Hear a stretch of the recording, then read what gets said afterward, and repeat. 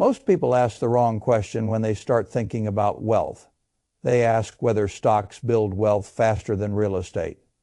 That sounds intelligent. It is not. The better question is this: which one lets you learn without blowing yourself up first? That is the real question, because early wealth building is not mainly a returns problem, it is a survival problem. If you survive long enough, learn fast enough, and keep enough capital in the game, both stocks and real estate can make you very wealthy. If you start in the wrong place with the wrong size, at the wrong level of competence, you can get hurt so badly that you never make it to the stage where either asset class gets the chance to work for you. That is why I care about sequence.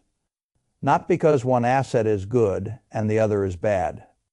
Because when people, they are usually not making a careful decision. They are reacting to attention. A friend is making money in rentals. A brother-in-law is bragging about a stock.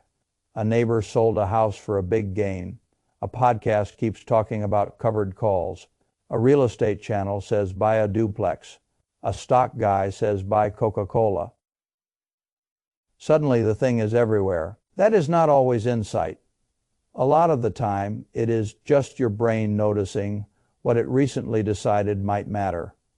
That is the first mechanism. I call it the attention trap. The attention trap is dangerous because it creates false urgency. You think you are late, you think everyone else already knows something, you think you must move now. That is usually when people make the worst decisions. They do not start with what fits their current balance sheet, their current skill, their current risk tolerance, or their current margin for error. They start with whatever looks hot. And hot is where beginners get burned. So let me make this simple. If somebody came to me young, hungry, with limited capital, limited experience, and a real desire to build wealth that lasts, I would tell him to start with stocks. Not because real estate is bad. I love real estate. Not because stocks are magic. They are not. I would tell him to start with stocks because stocks usually let you make smaller mistakes while you are still building competence. That matters more than people think. The second mechanism is what I call skin in the game. People think they learn by consuming information. Usually they do. They learn when the thing becomes relevant to their own money.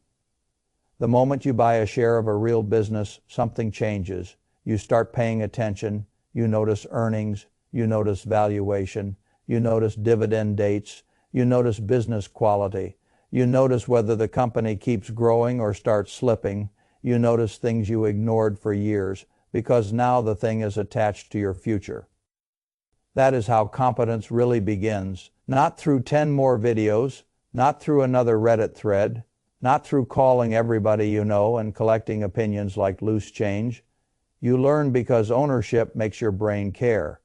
That is why I like starting small in stocks. Ownership turns attention into education. Education turns attention into judgment. Judgment is what protects capital, and protected capital is what later gets to compound. Now let me say something even more important. A beginner does not need the biggest upside first. He needs the smallest chance of fatal damage.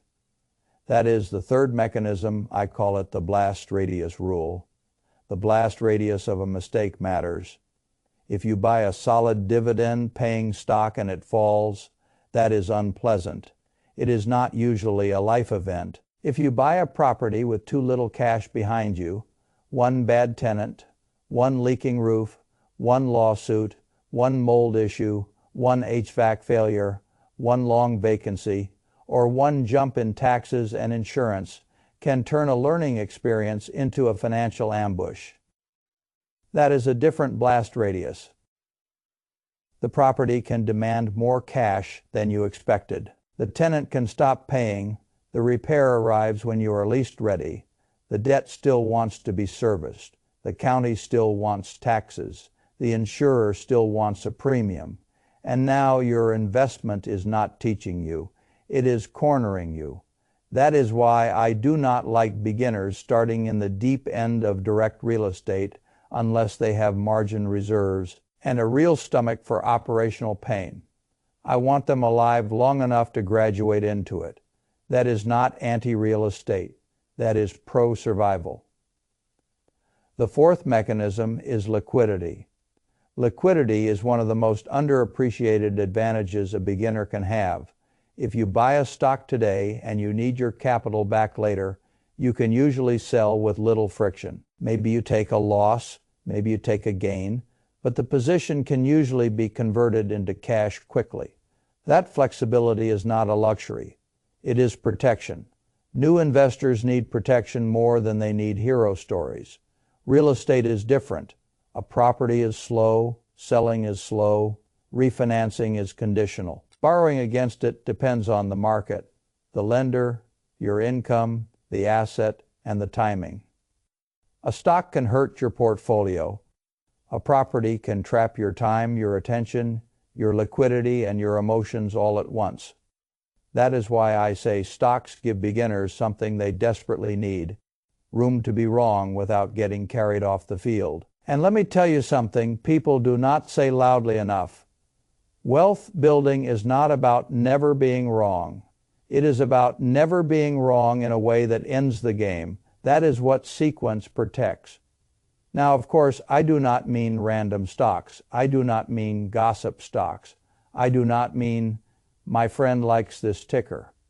I mean real businesses, profitable, established income producing businesses, the kind of businesses that pay you to own them. That is the fifth mechanism. I call it the landlord mindset. When I buy a dividend paying stock, I am not trying to gamble on excitement. I am trying to behave like an owner. I want the business to pay me. I want the business to keep existing. I want the business to grow slowly, reliably, and sanely. I want the business to reward my patience. And if I can create even more cash flow around that ownership through intelligent options work, even better. That is not speculation. That is financial agriculture. I am not hunting for a rabbit. I am trying to own a field. This is why I like boring businesses so much at the beginning. Boring businesses make it easier to focus on the habits that actually build wealth. How to evaluate, how to wait, how to collect, how to recognize quality, how to avoid overpaying, how to stop confusing excitement with return. Those are the habits that matter. If you build those habits in stocks first, you become far more dangerous when you later move into real estate, because then you are no longer chasing assets. You are underwriting them. That is a different species of behavior. Now let us talk about real estate, because I do not want you to misunderstand me. Real estate is one of the great wealth building machines. It has tax advantages, it has leverage, it has control, it has depreciation, it has long-term appreciation potential, it has the ability to create cash flow, it has the ability to let you compound across time while other people pay down your debt. All true. But real estate is not beginner-friendly just because it looks tangible. That is where people fool themselves. They think a house is simpler because they can touch it. Touching a thing and understanding its economics are two different skills. That is the sixth mechanism. I call it the false familiarity problem. People live in houses, so they think they understand real estate. They do not. Real estate investing means markets, financing, reserves, maintenance, property management, tenant law, insurance, taxes, capex, vacancy, debt structure, and repair timing. That is a real operating business, and operating businesses punish ignorance. That is why I would rather see a beginner learn the logic of ownership in a smaller, more liquid training ground first. Then move into real estate with better judgment and more margin. That is how you reduce stupidity. And reducing stupidity is one of the highest return investments available. Now let me give you the framework I actually respect. Not all in one thing, not identity investing, not I'm a real estate guy, not I'm a stock guy. That is childish. Real wealth is usually built across multiple buckets. That is the seventh mechanism. I call it the three-engine structure. You want one engine that throws off income through publicly traded ownership. You want one engine tied to real estate or real asset exposure. You want one engine that is managed or rules-based enough to reduce the damage your own emotions can do. And then you want a cash reserve that keeps the entire system from forcing you into stupid decisions. That is adult wealth architecture. Not because every bucket is equally exciting, because every bucket does a different job. Stocks can teach you ownership and provide liquidity.